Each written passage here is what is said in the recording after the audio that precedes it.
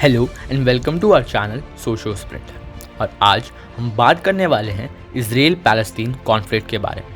हम जानेंगे कि कैसे ये इजराइल पैलेस्तीन कॉन्फ्लिक्ट शुरू हुआ और ये कॉन्फ्लिक्ट कितने सालों से चला आ रहा है। और साथ ही साथ हम ये भी समझेंगे कि भारत इस कॉन्फ्लिक्ट में किसके साथ खड़ा है। तो चलिए बिना किसी देरी के इस वीडियो को शुरू करते हैं। तो जैसा कि आप अपनी स्क्रीन्स पर देख ही रहे हैं, तो जो बड़े लेटर्स में इजराइल लिखा हुआ ग्रे रीजन है उस पर इजराइल का पूरा कंट्रोल है, और जो ग्रीन रीजन्स हैं जिसमें गाजा स्ट्रिप है और कुछ रीजन्स वेस्ट बैंक के भी हैं, वो रीजन कंट्रोल किया जाता है पैलेस्टीन के द्वारा।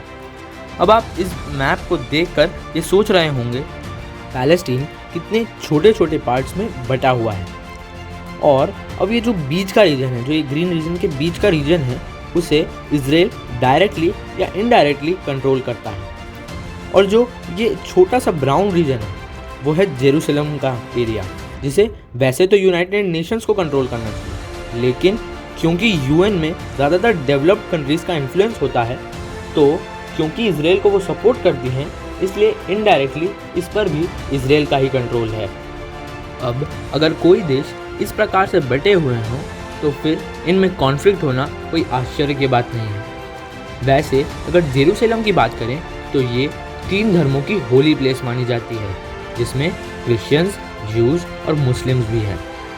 तो अब बात करें करंट इवेंट्स की कि कैसे ये सिचुएशन वॉर बनने वाली है, तो लगभग आज से 1 महीने पहले शेख जर्रा, जो कि जेरूसलम के नेबरिंग रीजन्स में आता है, वहाँ पर इजराइल के सुप्रीम कोर्ट ने ये कहा है कि ये रीजन इजराइल में आता है, तो यहाँ से पैलेस्टीन्स के जितने भी घर हैं उन्हें डिस्ट्रॉय कर दिया जाए। जिसके बाद इस रीजन में काफ़ी प्रोटेस्ट होने लगे, जिसमें से कुछ वॉयलेंट भी थे। इसके बाद इजराइल के लीडर्स की तरफ से कुछ भड़काऊ बयान दिए गए, और इजरायली लोगों ने उन्हें इतना सीरियसली ले लिया कि उन्होंने डेथ टू अरब्स के नारे भी लगाए।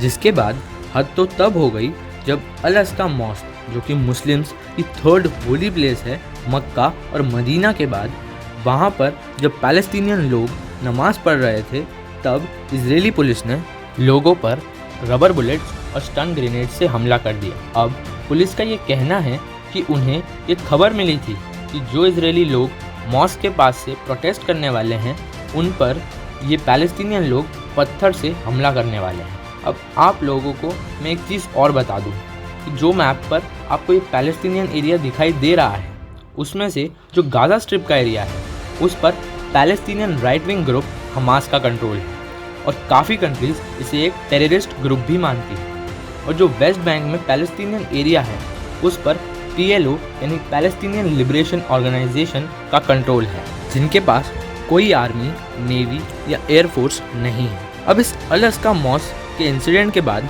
हमास ग्रुप ने इजराइल को ये अल्टीमेटम दिया कि वो अपनी पुलिस अल अक्सा मॉस्क से हटा दे, या फिर हमास इजराइल पर बॉम्बिंग कर सकता है।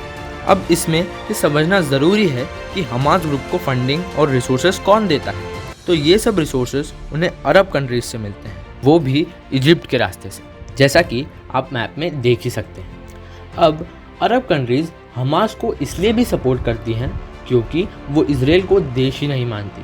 वो चाहते हैं कि यमन से लेकर सीरिया तक एक अरब देश होना चाहिए। अब ये हमास ग्रुप लगातार छोटे छोटे रॉकेट से इजराइल पर अटैक करता है। वो एक साथ 200, 300, 400 रॉकेट्स तक इजराइल पर अटैक करता है, पर इजराइल के पास एक आयरन डूम डिफेंस सिस्टम, जिसकी वजह से ये रॉकेट उन्हें कोई कैजुअलिटीज़ नहीं करते। वहीं इस बॉम्बिंग की जवाब में इजराइल ने गाज़ा पर एयर स्ट्राइक कर दी, जिसमें गाज़ा के लगभग 200 से भी ज़्यादा लोगों की मौत हो चुकी है, जिसमें 58 चिल्ड्रन और 38 वुमेन्स भी हैं। वहीं इजराइल में अभी तक 12 लोगों की मौत हो चुकी है, जिसमें 2 चिल्ड्रंस एंड 1 इंडियन नर्स भी थी। अब हम अगर हिस्ट्री की बात करें तो 1948 में यूएन के पार्टीशन प्लान के तहत इजराइल को 48% एरिया दिया गया था, और पैलेस्तीन को 44% दिया गया, और जेरूसलम को डायरेक्टली यूएन के कंट्रोल में रखा गया।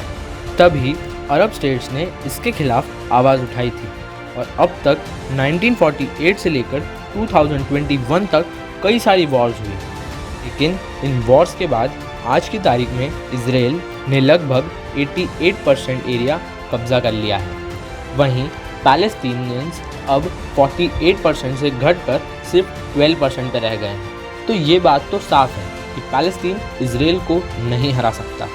अब अगर हम बात करें भारत की, तो भारत इस समय न्यूट्रल होकर इजराइल और पैलेस्टीन को एक पीसफुल ट्रीटी का सुझाव दे रहा है और एक तरह से ये इनडायरेक्टली पैलेस्टीन का साथ भी दे रहा है। अब आप खुद ही सोचिए, इजराइल इतना आगे है इस वॉर में, वो कभी हार ही नहीं सकता। तो अगर पीसफुल ट्रीटी होती है तो इसमें पैलेस्टीन को ही एडवांटेज मिलेगा। भारत चाह कर भी इजराइल का साथ नहीं दे सकता, क्योंकि ऐसा करने से अरब कंट्रीज़ उसके खिलाफ हो जाएंगी और जो पेट्रोलियम हमें कम दामों में मिल रहा है उसके दाम बढ़ जाएंगे। साथ ही अभी कोविड सिचुएशन में जब भारत को ऑक्सीजन की ज़रूरत थी, तब अरब कंट्रीज़ ने भी उसके लिए मदद करी थी। तो अब इस वीडियो को कंक्लूड करते हुए मैं ये कहना चाहूँगा कि पैलेस्टीन भी ये जानता है कि वो इजराइल से नहीं जीत सकता और जब जब वॉर हुई है इजराइल ही जीता है, ज़्यादा टेरिटरी पर कब्जा करता गया है। तो अब पैलेस्टीन को इजराइल के साथ एक शांति समझौता कर लेना चाहिए। ये ना हो जाए कि जो 12% एरिया बचा है पैलेस्टीन के पास, वो भी चला जाए। अगर आपको हमारा ये वीडियो इन्फॉर्मेटिव लगा हो तो प्लीज़ इसे लाइक करें, शेयर करें। हमसे कोई डिटेल मिस हो गई हो तो हमें कमेंट सेक्शन में ज़रूर बताएं।